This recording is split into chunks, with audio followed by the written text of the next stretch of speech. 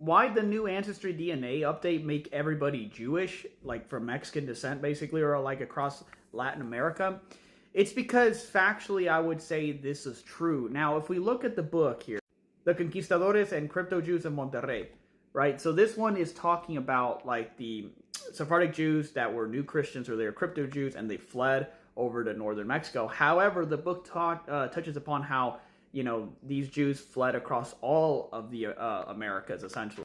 Right here, if you look down at the bottom, they're talking about the percentage of new Christians was quite substantial. Like, you know, they're talking about like ships from certain years, right? So this is just kind of like a generalization. I'm not saying I have the data for all the immigration years, right? But just for these periods, it's saying that 25% of them were new Christians, which means they were Sephardic Jews.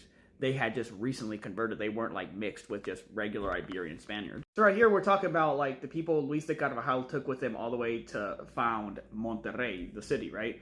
And so from these different locations, one is saying that about 65% of them were Sephardim. The other one's saying about 74%. At the end of the day, it gives a total figure 68% of Portuguese, you know, Sephardic Jews.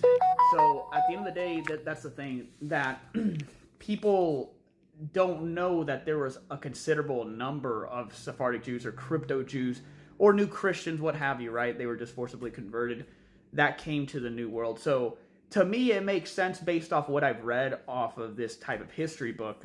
It's not a surprise to me at all that the percentages jumped up, because in the past, that was my main criticism. I'm like, I feel like this DNA is being generalized too much as just all Iberian, as all just Spanish, when it's not really the case. I encourage people to give this book a read because it is very, very good research. But I mean, I myself am from northern Mexico, and I've traced my my roots extensively. You know, I'm in the process to get Portuguese citizenship because of Sephardic Jewish ancestry.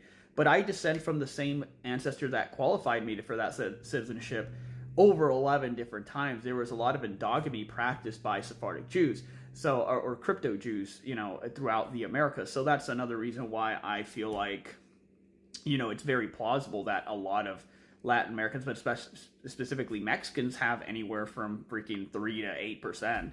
I myself have 8% now with this update. I think it reflects reality. Other people don't. They don't like it or whatever, but that's just my opinion. I just think it's funny because I brought this type of point up before, and I've shown these figures before on both YouTube and on here several years ago.